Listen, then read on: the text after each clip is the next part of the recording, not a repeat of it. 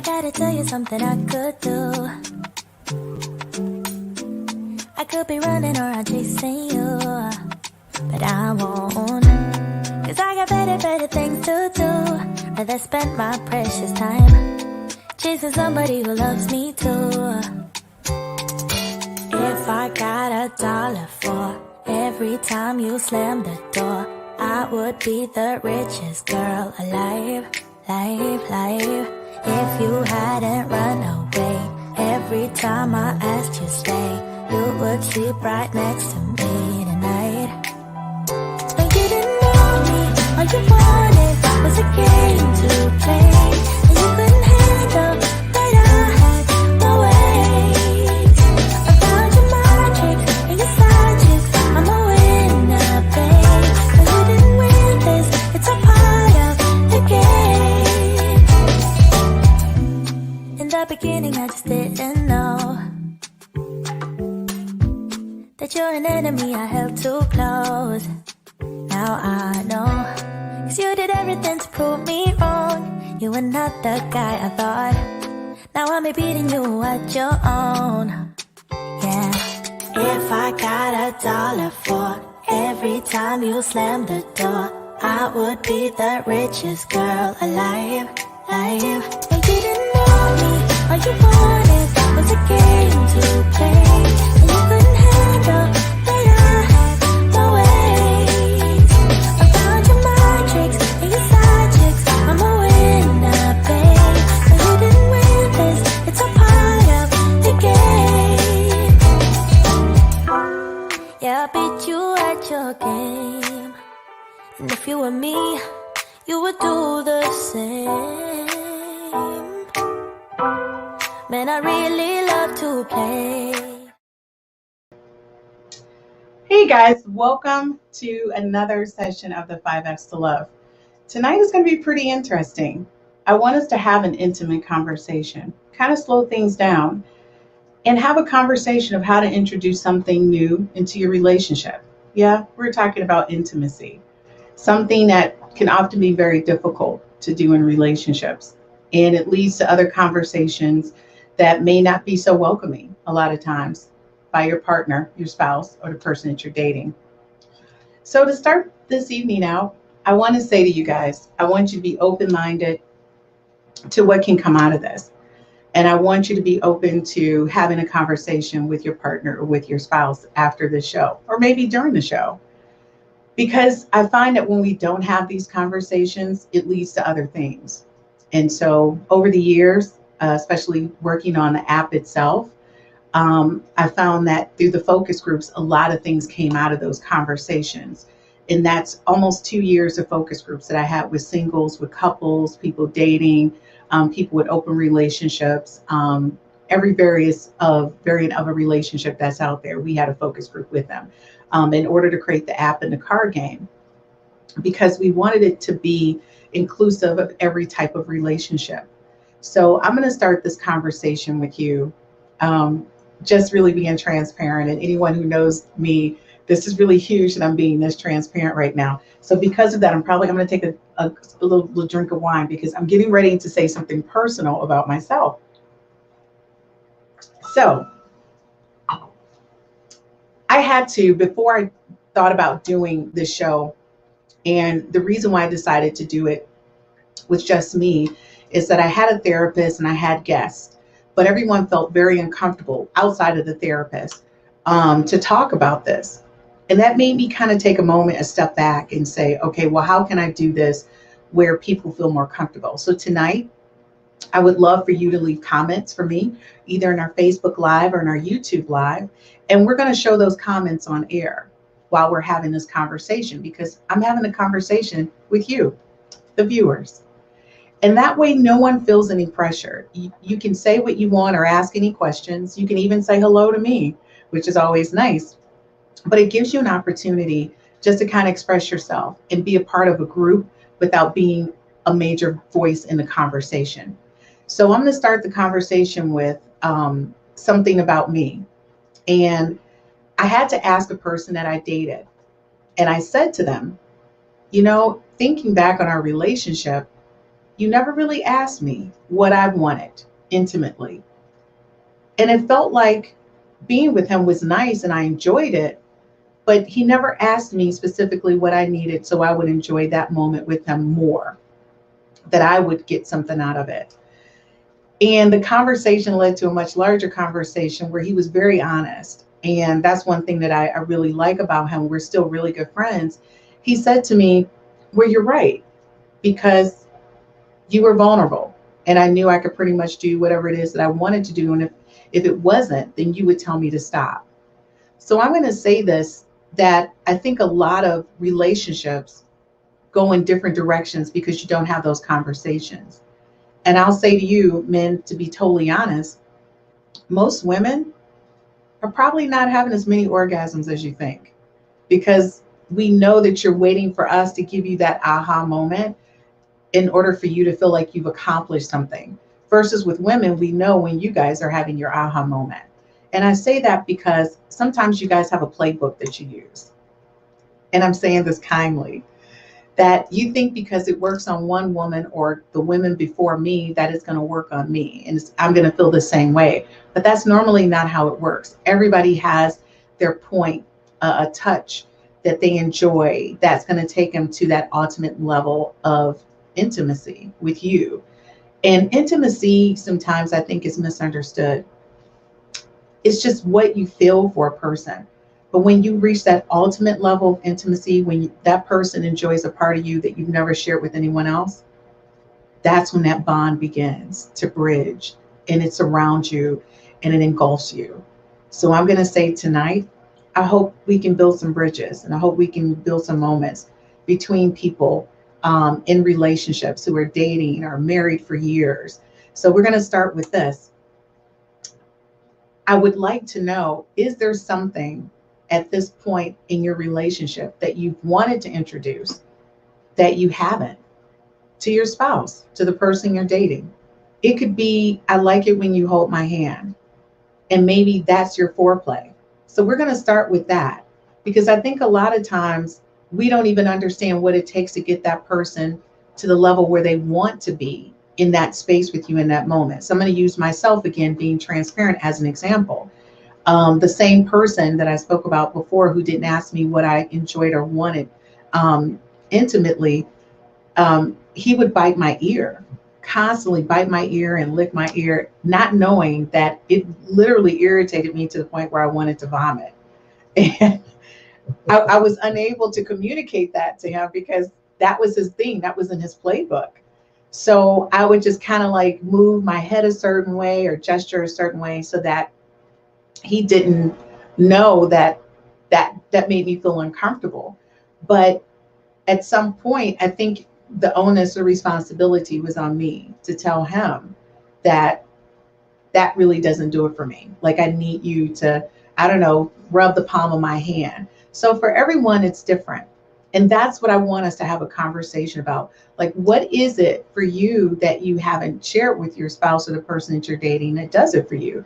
Is it when they touch the back of your ear, the back of your hand, if they kiss your cheek, if they kiss your forehead? Is it a dance? Is it just 2 words? It could be a sticky note. I like sticky notes. But it could be just getting you a glass of wine or a foot rub. It's those things that if we just shared it with our spouse or the person that we're dating, that they would have a better understanding of what's important to us. And I know for some people, it may seem a little weird or misconceived, but sometimes just reading a book to someone, and you never know what you might get out of that. So you might want to start reading a couple books just to kind of see, what happens, what is the person looking for in that relationship with you that's going to take them to that level of intimacy. So Anissa chimed in, and by the way, everyone, I don't even want you guys to even think or believe that I don't need my glasses, because I do need my glasses. Anissa says, what are some of the what are some of the findings from the focus groups? Well, what we found from the focus groups was that married couples had the hardest time communicating with one another about intimacy, and you would think that they would be the least likely. People who were dating were more open and more receptive to telling people exactly what they wanted. So what we found is that married couples, depending on when they met and the number of years that they have been married, tend to shy away from telling the person, we've been married maybe about 20 years. Uh, I like this now. I liked that before, but I know my body better. So, an example, gentlemen, for you guys who are tuning in, women, as we grow and mature into women, we're not taught to, I don't know, navigate our bodies to find out what is it that makes us excited. And again, I'm going to be transparent and use myself as an example. Um, I didn't know what excited me or aroused me until I was with a man. And at that point, I realized, okay, I kind of like that. That is nice. So think about it from this perspective. When you're growing up as young men, you're taught to kind of navigate that space and become, the master of your domain, right?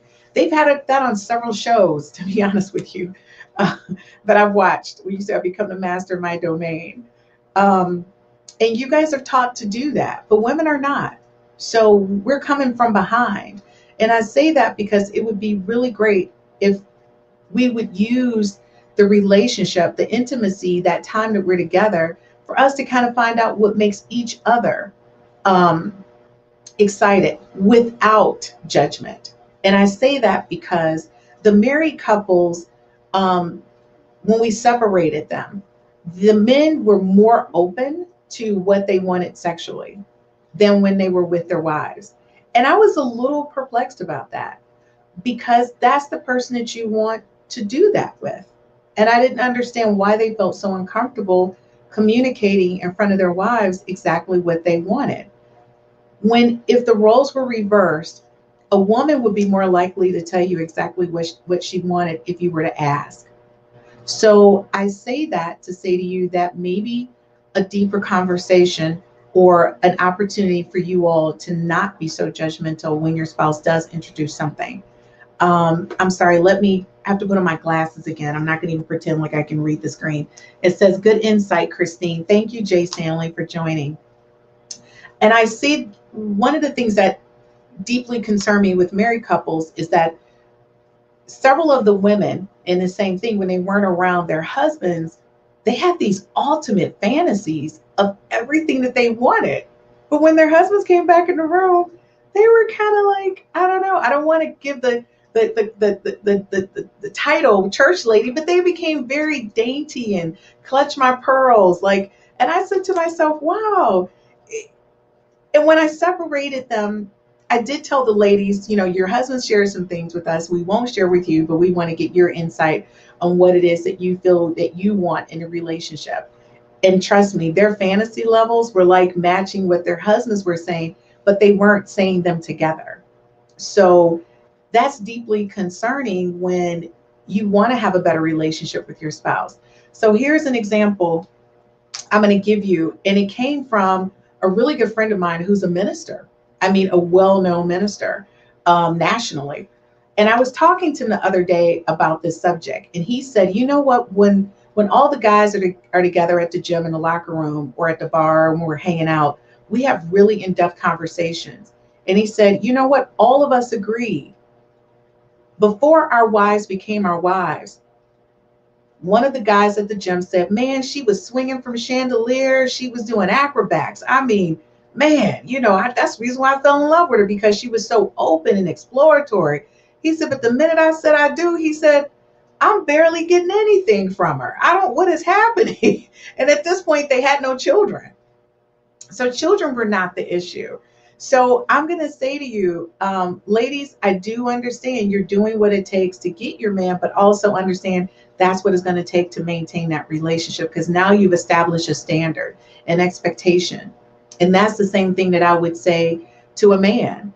You establish a standard or an expectation. The onus is not always on the woman to perform, especially once you bring children into the picture, right? It takes a whole different perspective at that point. So let me step back a little bit. The focus groups said a lot about single people as well.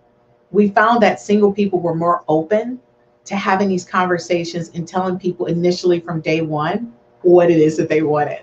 And that was shocking. But it was amazing to me, even within that group, the women still all agreed that once I get married, I don't know if I'm going to be doing all of this. So that mindset of I'm willing to do all this to get your attention, to get the ring, to get you to marry me. But still, even single women were like, I don't know if I'm going to be able to keep this up though. So I want us to start having those conversations and being able to communicate effectively about what it is that we're doing and what we're willing to do to keep the relationship going.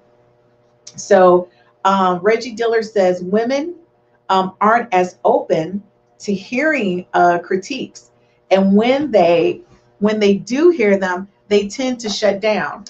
Well, I'll say this to you, Reggie. And by the way, Reggie Dillard is my co-host. Thank you, Reggie, for joining. Um, I will say this to you. I don't think it's so much a critique. I think it's if you want something from someone, you need to be very transparent. And again, I'm going to use me as an example. I really like it when people are romantic with me, when they date me. Romance is like the ultimate thing for me. You can pretty much get a lot from me if you treat me like a lady. That means opening the door, going out on a date, the little kiss goodnight, the flowers, all of that stuff. And I'm going to tell you, I absolutely love that. Now, the thing is that when you give me that, you get the best of me. And that means the intimacy, you get the best of me. So Reggie made the statement that it's a bait and switch. I don't really think it's a bait and switch. I think that, like anything else, you perform at the level you need to perform in order for you to accomplish what it is that you want to accomplish. But also keep in mind, if the man has shifted or changed in the relationship, that the woman no longer wants to perform at that level, for women, and a really good friend of mine said this to me today, and I love her for this. Cook is amazing. She pulled out the Bible and she said, women in the Bible, it says women must learn how to respect.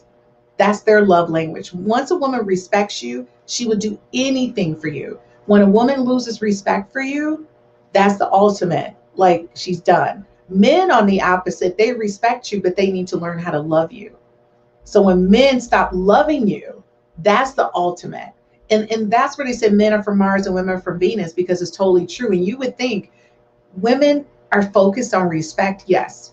If a woman respects you, she will adore you. She will do anything for you. There's nothing she wouldn't do for you. But once you lose a woman's respect, that's when that shifts. And I'm not saying that that's in correlation with the bait and switch. And I know men see it as a bait and switch, but understand women see a bait and switch too, because you guys go from dating us, giving us flowers, to I don't buy flowers anymore. You don't take me out on dates anymore. I don't get like all the special things that you went out of your way. Like if you were coming over at 10 a.m.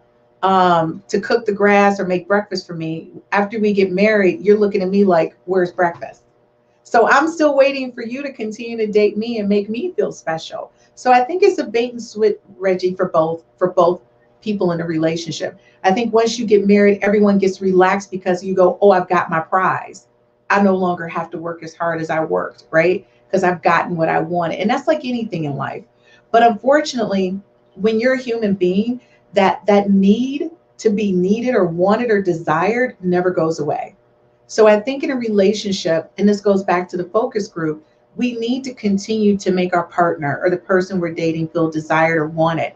And I'm going to say this jokingly because this just happened. And I was joking with a friend of mine and I said, hey, you never say that I'm pretty or I look nice. And their comment to me was, you always look nice. You always dress impeccably. Why do I need to keep telling you that? I kind of sat back and said, okay, so does that mean you're telling me once in 2021 and you don't say anything to me again until 2022? Now to someone you're like, I can't believe this person said that, but it's true. He felt like me telling you was enough the first time, because you should know that you're beautiful. You're always impeccably dressed. I don't need to tell you how much I like that. Well, for me as a woman, it's a different outfit, right? So that outfit dictated a new conversation on how beautiful I was, We can't go with the old conversation. We got to give me a new one. So, men, I just want you guys to remember that regardless of how long you've been with your spouse or your mate, that they're going to need that confirmation. They're going to need you to make them feel wanted and desired. And that's key in a relationship, especially with women, because that's all a part of respect. And so I want you guys to think about that we still like to be dated and courted, even after you marry us, even after we're committed. So I don't know, Michael Belcher has like this lengthy, and again, I'm going to have to put my glasses on. Interesting connection. If we move, our interesting connection, if men are visually stimulated, they can lose some aspects of love. Likewise, if a man is not bringing home the bacon, women lose that respect. And that is correct. I'm going to say to you, more times than not, it does shift. And I know that's a harsh reality, but for women, we do tie our respect to you, to how you take care of us. And a lot of times it's not always financial, your financial contribution, but it's really how you take care of us in general. If you made $60,000 and you just made me feel like I was the Queen of England, oh my gosh, honey, you would get the world for me. Of course, I make a lot more than $60,000, but it doesn't make a difference how much money you make versus how much I make. It's what you're doing with what you make, right? That makes me feel like I'm the Queen of England. And when a woman feels confident that she's being taken care of and she's safe, I'm going to use the word safe, because being transparent, I've said that so many times to people. I said, you know what? The biggest thing you can do is just love me and make me feel safe. So I really want us to take a better look at what we're doing within our relationships, because that's vital. Okay, so Jay says, if you are transparent and that doesn't work, some people just aren't open to new ideas for being intimate. How can you introduce something new to someone who likes sex, but maybe too shy to try it? Okay, that is a good question. So I'm going to tell you one of the things that I would recommend. When you're with someone who enjoys sex, but they may be a little shy about trying something new, the first thing I would do is that make a big deal about it. Do a dinner, light some candles, make it like a whole big thing, and then make them feel like they're not them. It's one of the things that I'm going to tell you. When a woman dresses up and she looks sensual, she's no longer the person you married. She's somebody else. She's Sasha. Okay? So you want to bring Sasha to the table. You want to convert that shy person into a person who's open and vulnerable. When women are not open and vulnerable, they're not going to give you Sasha. So the first thing I'm going to say to you is, only you know what makes your wife or your spouse or the person you're dating tick. What is that one thing that you know that will flip them to Sasha? Is it candles? Is it a night out together? Maybe you can do candles all across your patio and invite them out and lay a blanket out and play Luther. Luther works for everybody. I don't care what race you are. Luther works, honey. But I'm going to tell you, thanks, Jay. Jay says he loves it. I'm going to tell you, Luther works. You might throw a little Will Down in there if you have to. But honey, you can get a lot with Luther. But I'm going to tell you, a woman feels amazing. One of the things that works, if you have a hardworking woman and she works hard, do you know, just when she walks through the door, if you just simply grab her purse, baby, take off your shoes and just kiss her forehead and say, I love you. Let me take care of you. Do you know, as tired as she is, do you know what you could get out of her? Honey, I'm telling you, could get a whole bunch out of her. Okay, Reggie says women want unconditional love with conditional respect. They both have to be unconditional. You know what, Reggie? I'll be honest with you.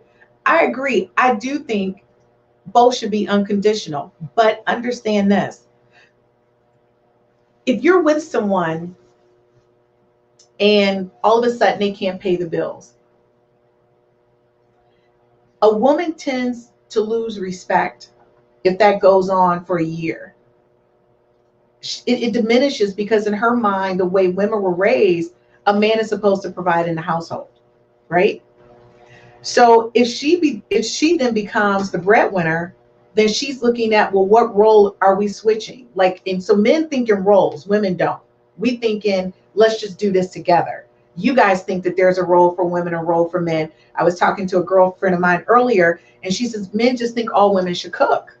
And that's so true. Anyone who knows me knows that I don't cook, and I'm always grateful that anyone who I've been in a relationship with, they're all like amazing cooks, right? And that's never a conversation. But at that point, you need to look at what can you do to continue that respect and that love that she has for you. Women don't a lot of times tie respect to money. They don't. They do love you unconditional, but it's when you make them feel safe and they feel loved and appreciated. Women will do anything for you, and it's not about money. So Anissa said, and again, you guys are probably laughing at me because I keep putting on my glasses quite often. Anissa said, Ephesians 5:33, paraphrase, men should love their wives. Women should have deep respect for their husbands. Thank you, Anissa, for pulling that scripture up. And that's the girlfriend of mine who I was talking about that with earlier. So that's Ephesians 5:33, and she paraphrased it. Understand this, folks. And I say this, and I'm probably not the person to really talk about faith and all of those things, because when people talk to me, they may not think I'm the most religious person. But I do believe in God, and I do believe in my faith. And believe it or not, I do actually read a lot of the Bible. I think the Bible's like the roadmap to a lot of things that we do in life. And I think it's the way it's interpreted sometimes that we overlook. But I'm going to say to you, that's like a gold standard. Women truly, they will, if a woman respects you, you can get the world from them. So let me look at what one of our other viewers has put up. Reggie says, a woman would never want to hear that my love for you has diminished because she's gained weight. Of course, a woman doesn't want to hear that. Let me explain something to you guys. I'm going to go back to intimacy. Before we go to the far end, I want to go back to why we're having this conversation. For women, and I'm speaking because I am a woman, my weight has changed from before I had a child to after I had a child, and since I turned 50. Do I think I'm still adorable? Yes, I do. But do I think that some of my clothes are a little tight? Of course I do. But do I want the person that I'm intimate with to tell me that I'm chunky? Hell no. And if you do, we're going to punch you in the throat. You should be telling us that we're beautiful. And the way that you get us to take a deeper look at our weight is to say, hey, babe, I was thinking about why don't we start walking every day for 30 to 40 minutes every day? That'll give us time to bond and talk about our day. But guess what? She has no idea that you just basically introduced a little bit of exercise to the relationship. You're indirectly telling her she needs to chunk down without telling her to chunk down. Another thing you can do, you can change the way you guys eat. Women lose weight faster when we're eating the right things. We're stress eaters, by the way.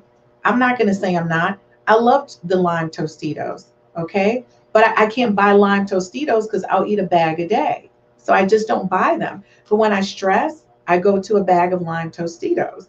And that's not really good for me. Why? Because I gain a lot of weight in the hip area. So I'm going to say to you, men, there's ways of having that conversation. And again, I'm going to be transparent. I'm going to talk about me. I dated a guy who was absolutely amazing at it. And Stuart did such a great job. He said he would take me to work. Mind you, I just want to say I felt like a princess when I was with him.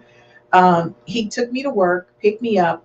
He would go to the gym in the morning for himself, but he would bring gym clothes when he picked me up from the office so that he could go to the gym with me. Because he said if we work out together, that's our time to bond. We can talk. We don't have to be around anyone else, because my son was still around. I was still raising my son. He says, I just want to focus on us. And I thought that was beautiful. We actually spent an hour a day in the gym because of that. And then when we got home, he cooked food that was really good and nurturing, but it wasn't fatty food. And that's when I made the switch to being a vegan because of him, because of the way he cooked. The food was so amazing. And what I'm saying to you is I lost so much weight. So he never said that I was chunky. He always said that I was beautiful. He loved me just the way I was. But it really made me feel confident about what he was doing for me. And it made me want to work harder at what he was doing and to be more a part of that. So I'm going to say, Reggie, the best way to communicate to your partner that you're concerned about their health, is to do fun things that would allow them to be more physical. And then the thing is that if you make your wife feel like you love her, or you're the person you're dating, that you love them regardless of their weight, trust me, intimacy will not be a problem at all. Women, trust me, we will do some things even in our chunky state. I mean, I'm not going to say I would. I'm very honest about what my weight is. I can't do what I used to, so we won't even discuss that. Okay, so Reggie says, in the same vein, a woman shouldn't lose respect for a man regardless. He loves her unconditionally, and she respects him unconditionally. I agree with you, Reggie, but I'm going to say this to you. And again, I'm going back to the purpose of the conversation. I think we're going leaning too much into respect and things like that. You do have to respect your mate.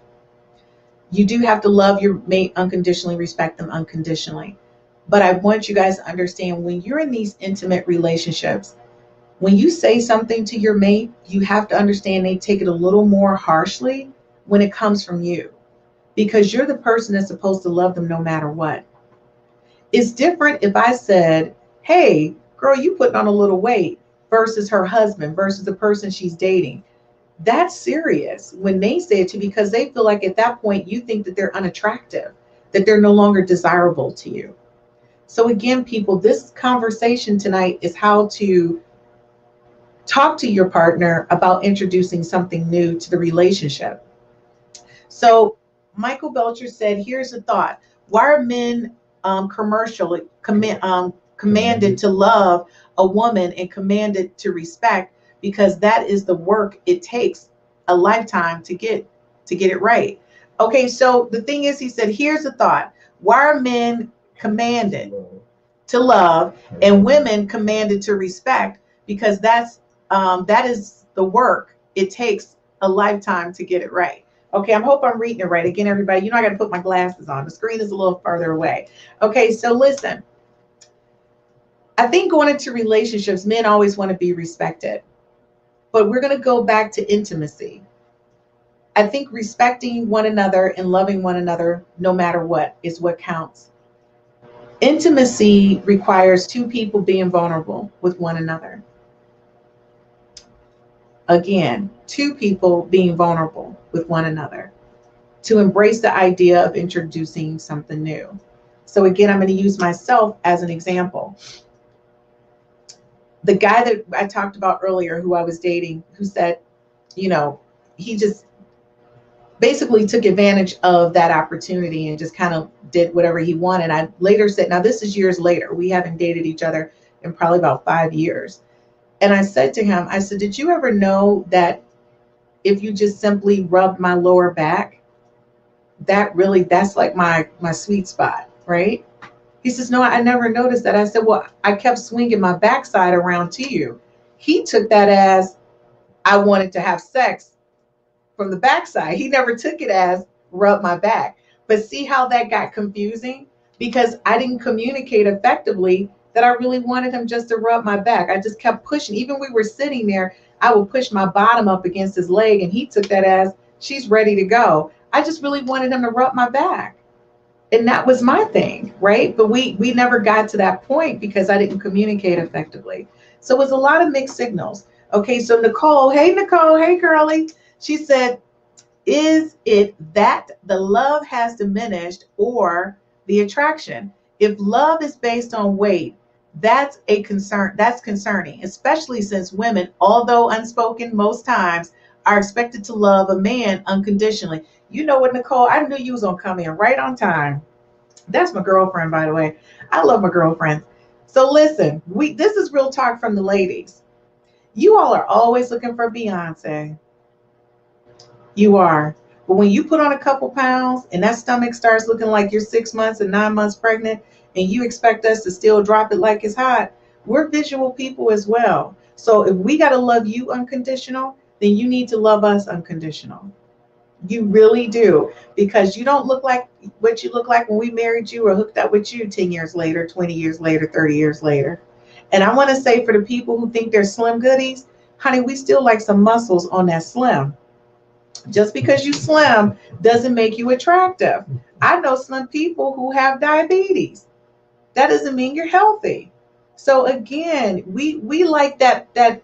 I like a man that has a nice physique. That's why I try and I work really hard on what I eat, and I work out, and I ride my little bike, and I do my treadmill and all of that, because at 50, I want to attract a man that's, honestly, sexually motivated. That when he looks at me, he wants to be with me. I think that's vital. I really think that's vital. I really want him to be with me. So Reggie says, no, women aren't expected to love a man unconditionally. Women are supposed to respect a man unconditionally. Okay, Reggie, I'm going to say this to you. We're going to move beyond the respect and the unconditional. This show today is about intimacy. It's not so much about respect. At this point, we've established that everyone needs to love and respect one another unconditionally. In order for that to happen, we have to be vulnerable and open, right? So Naomi, hi Naomi. By the way, everybody, this is Naomi. Obviously, you know it's Dillard. Hi Naomi. Okay, so men want respect and what is it? Adoration unconditionally, even more than love, in my humble opinion. You know what? I mean, that is so true. Men do want it unconditionally, that respect thing. But I'm going to tell you, men, I'm going to go back to some. By the way, Naomi is so on point. This is the truth. You guys expect respect, but you don't give respect. You don't give it. And respect to us is just simply acknowledging who we are and what we contribute to the relationship. Just who we are and what we contribute to the relationship, regardless of our weight, regardless if our hair falls out. We are a contributor to this relationship. We are a contributor to our life, right? Together. And it's much bigger than that. So I'm going to say this to you again. What does it say in the Bible? Women have to respect you. Men, you got to learn how to love us. And if a woman respects you, she'll give you the world. But I'm going to say this too. Once you break a woman's respect, it's hard as hell to get it back. And I mean, you got to be busting your butt to do it. Our respect for you is tied to our love for you. It's just that simple. You can get a woman to do just about anything. That was Ephesians 5:33. Thank you, Anissa Cook, one of my girlfriends. I love my girlfriends.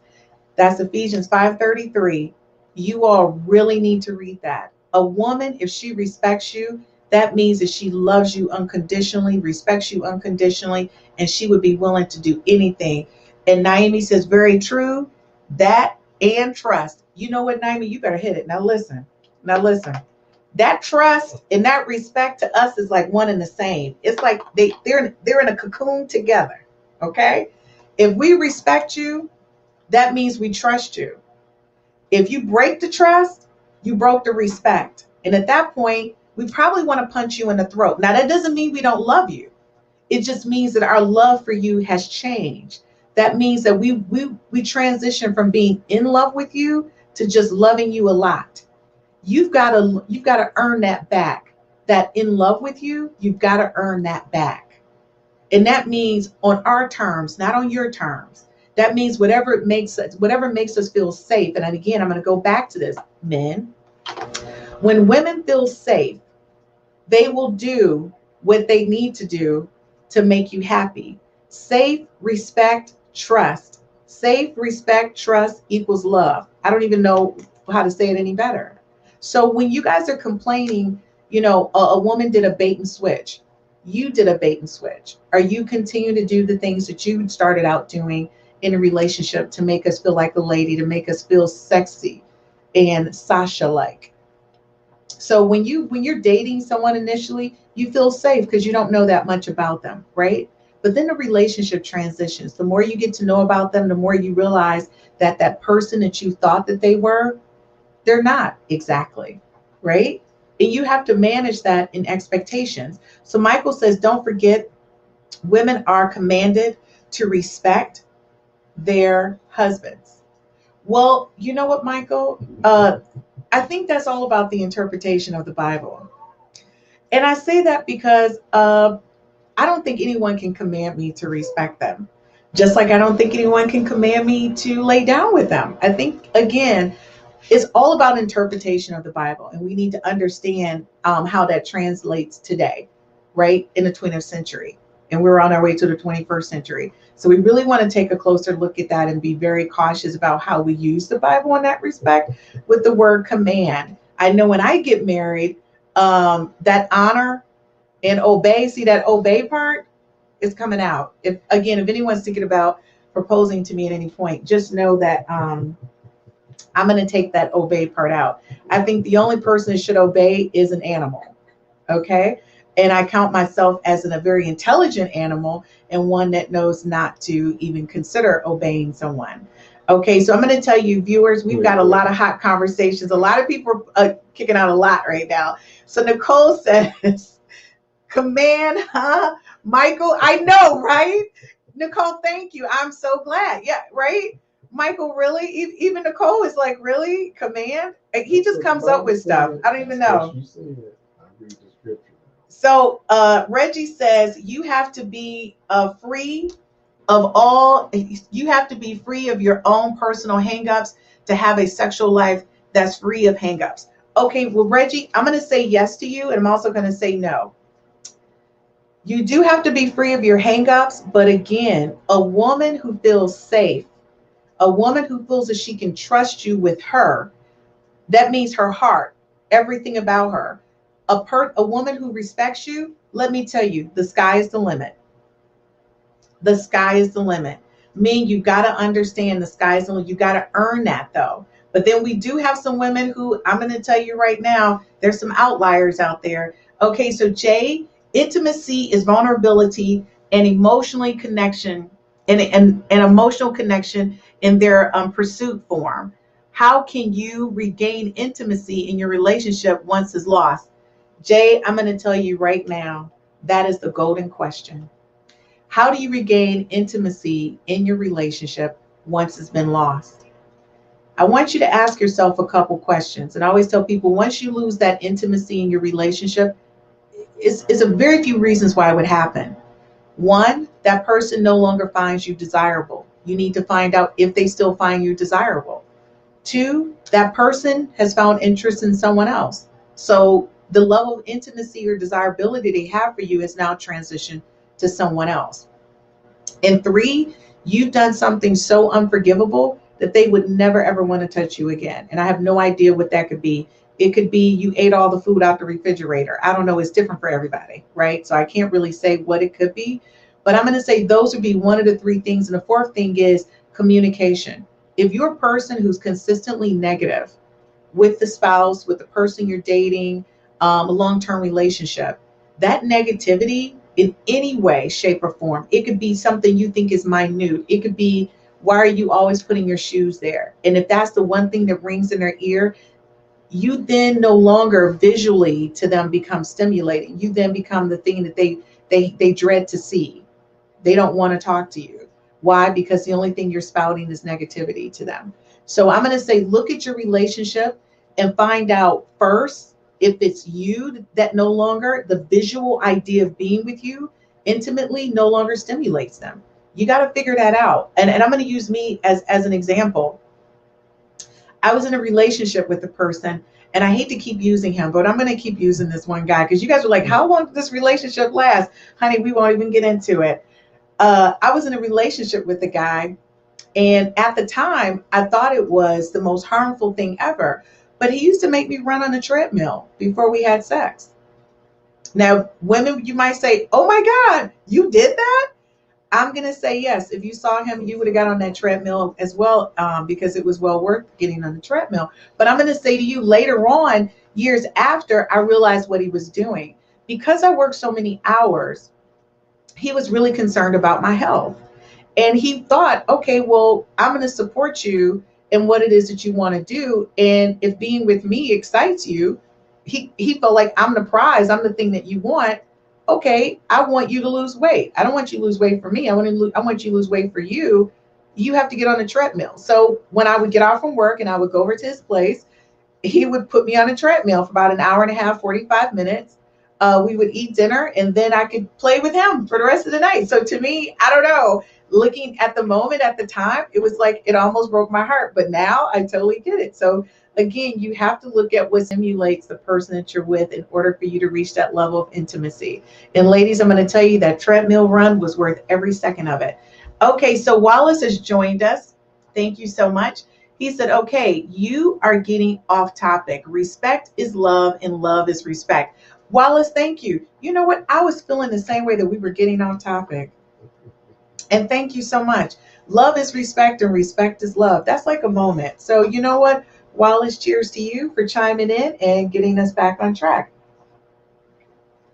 So, viewers, I want to say to you, we need to take a quick commercial break because I have to pay my sponsors. And I really do appreciate my sponsors. So we'll be right back after this commercial break. Día que me falte tu piel, ¿qué será? ¿Qué será de mí? No seas parte de mi amanecer.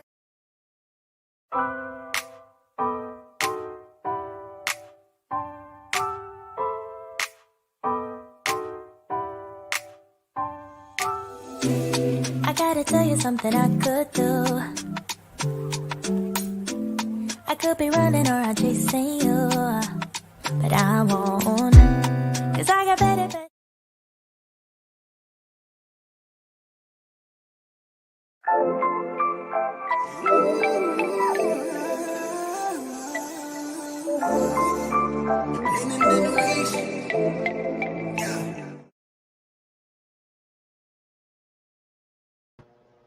Hey guys, welcome back to the 5Fs to Love. And if you're just joining us right now, I know I'm by myself, right? No Reggie, no guest. It's just Christine. And the reason why is because we're just having an intimate conversation about how to introduce something new into your relationship sexually with your spouse or the person you're dating. Sometimes we find that that's a hard conversation to have. And I will go back to what I originally stated.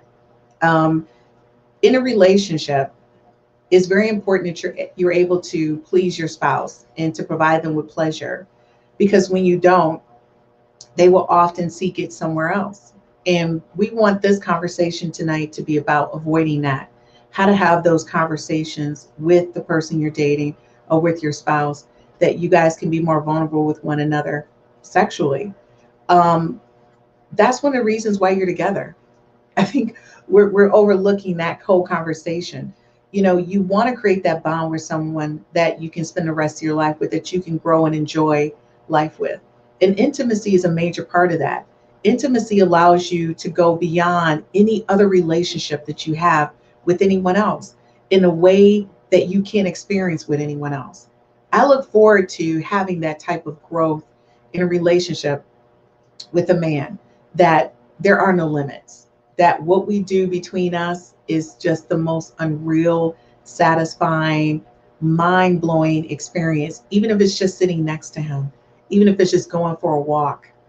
I cannot wait to spend the rest of my life with someone who feels the same way I feel about them. You know, thinking back to a conversation I had earlier today, one of my really good friends, you know, we laugh all the time, and our rule of thumb is we have to be with someone who loves us more than we love them, right? And we laugh about that. And we say that because in a relationship with a woman, oftentimes it's that moment, right? That you're looking at it and you're saying, how much am I going to put into this relationship? And how much do I think I'm going to get back from this relationship? And women tend to go overboard. And that's in every relationship. They do. They tend to go overboard.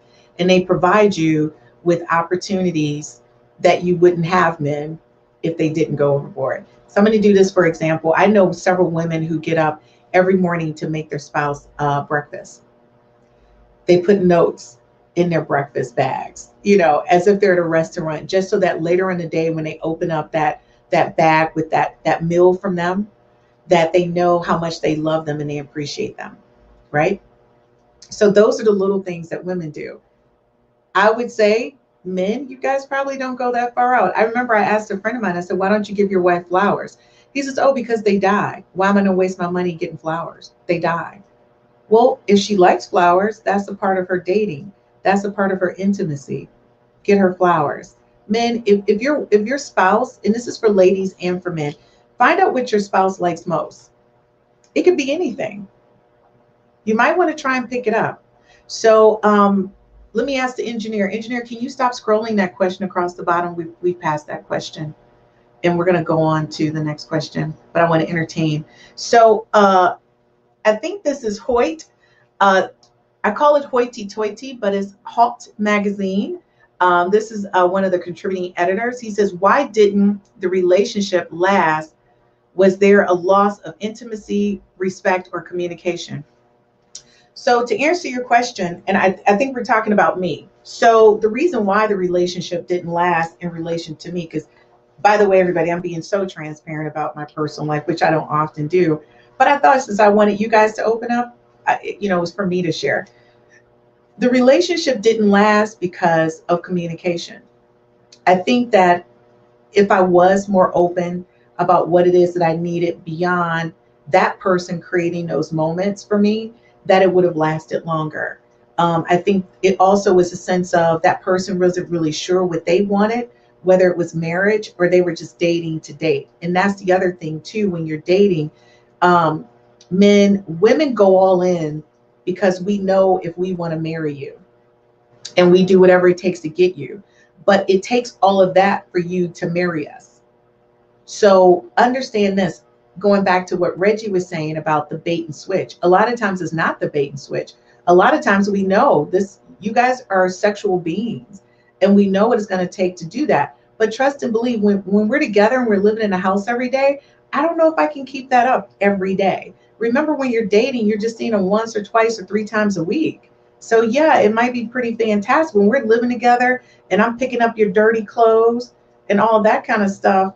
I don't know if I'm going to be like loving you the same way at all. Okay, so 5 F's to love. My partner is really insecure.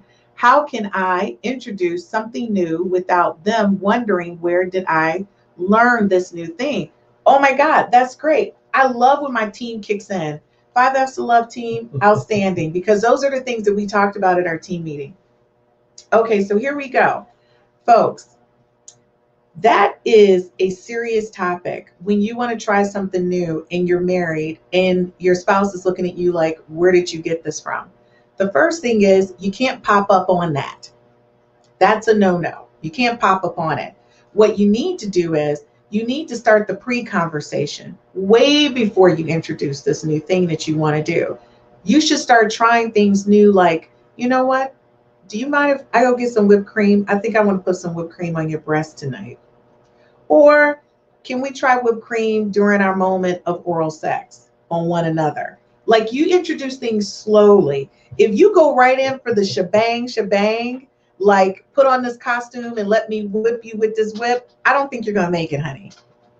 You need to start off with small steps. Start off with some whipped cream. Start off with some chocolate. Why don't you try to say, you want to, I'm going to tell you one of the things I think is like ultimately sexy, but I don't know if I'm ever going to do it. So if someone's watching this and you think I might want to do it, we got to work up to it. But there was a show that I watched where this man came home from work and his wife was a sundae, honey. I mean, she had chocolate, strawberries. She had someone put these items all over her body and she was nude, laying across the island in their kitchen. And when he walked in the kitchen, he dropped his bag and was like, oh my gosh, that's what I would love to do. I think that's the ultimate fantasy, that ecstasy moment where you're giving your spouse or the person you're dating the, oh my God, I can't believe they did this for me, right? So think about those aha moments. I remember a time where everybody was talking about showing up to the person's house or with a trench coat on with nothing under it. Those days are still here. I say, ring your own doorbell and let your husband open the door. You go out through the garage, honey, and hit that front door.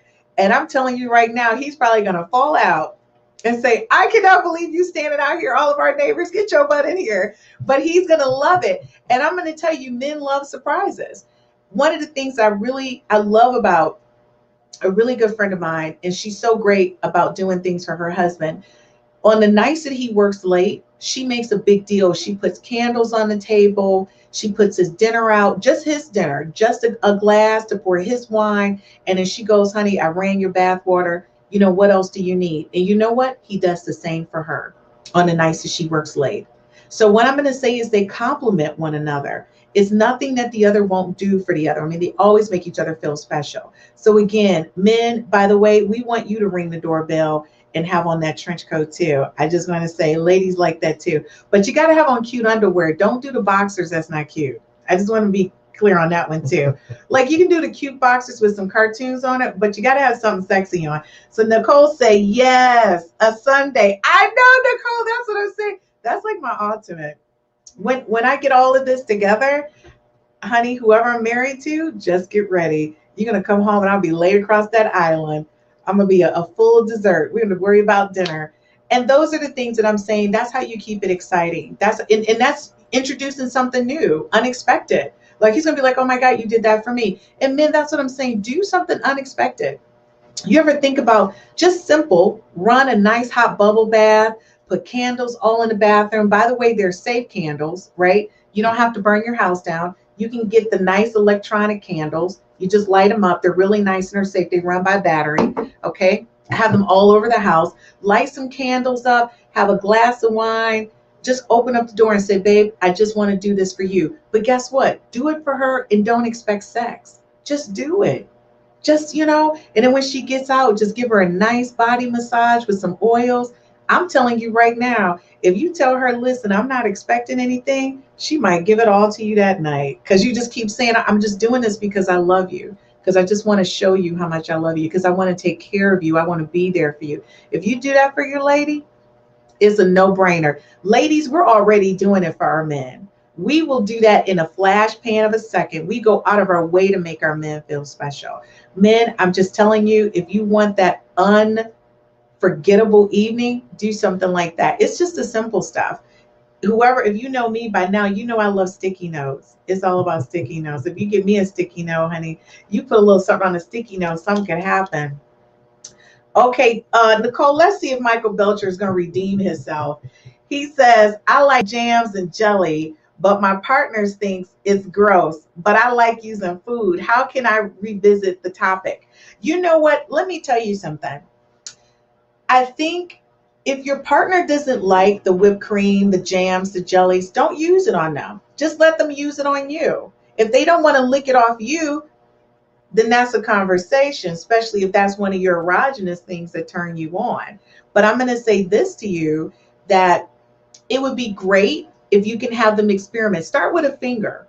I always tell people, start with a finger. If a person can lick something off your finger, for me, I like to lick it off their lips.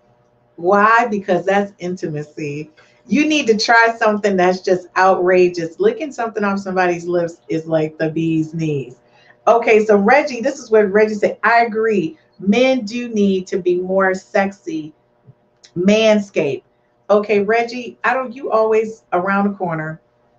Reggie, everyone may not want to manscape. Will women appreciate if you manscape? Some women do. I mean, I've met hairy women because some men are into hairy women.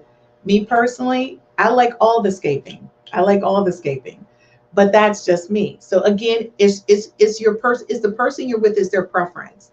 You've got to talk to them. That's always a conversation about intimacy. You have to talk to them and find out if that's what they want, if that's what they enjoy.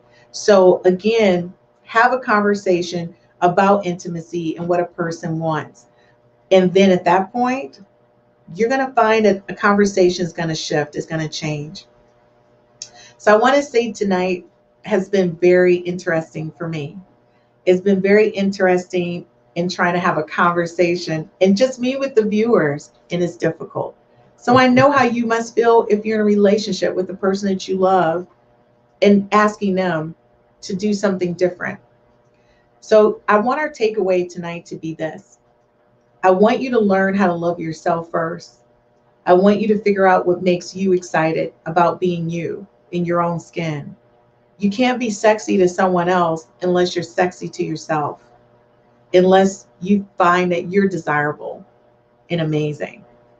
And those are the things I want you to look at, because it's in that moment when you realize how gorgeous you are, how amazing you are, you can be the ultimate sex diva or divo, right? With the person that you love.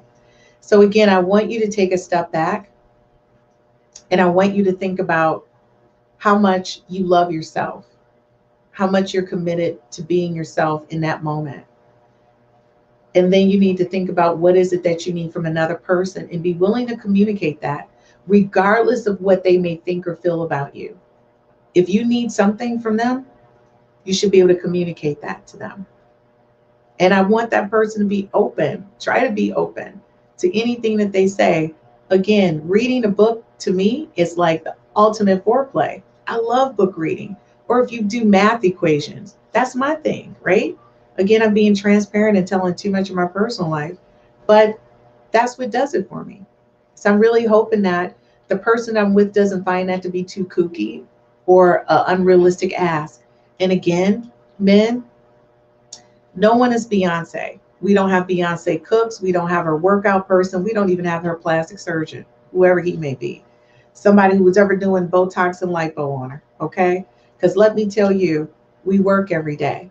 That's our reality. We have to cook and clean, do laundry, work in our yards, go to stressful jobs, go to the dry cleaners, the grocery store, put up with your buffoonery. And the same thing for men. Men put up with all of our buffoonery, all of our things that we go through, the days where we can't stand you or talk to you. But guess what? When it boils down to it, it's about loving one another no matter what.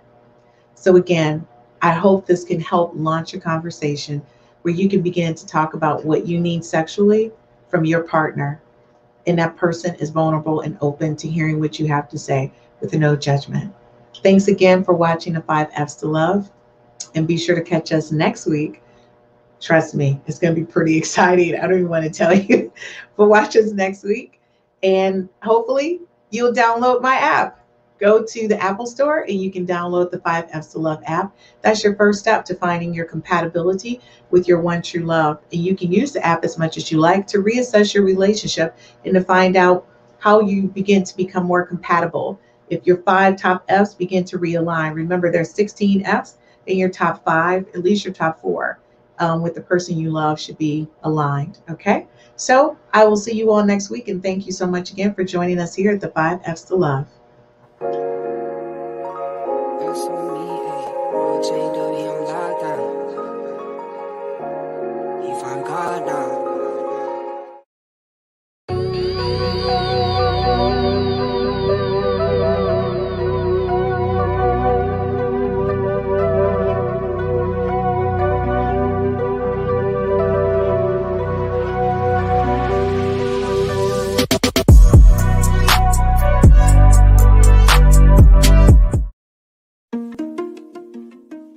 My name is Christine Burkett, the inventor of the 5 F's to Love. This is a compatibility app. It's an app that gives you an opportunity to rate words that start with the letter F in chronological order of importance to you, to help you find your one true love, your soulmate, and the person you're going to spend the rest of your life with. So after you've taken the time to rate your F's in chronological order, you send a link to the person, I don't know, you just met, or the person you've been dating for quite some time. Or maybe it's the person you've been married to for 30 to 40 to 50 years. And then you compare your top 5 F's to find out what things you have in common and things that you may perhaps need to work on. This is taking a simplistic perspective on how to find your one true love, your soulmate, the person you're going to spend the rest of your life with. And thank you for downloading the 5 F's app.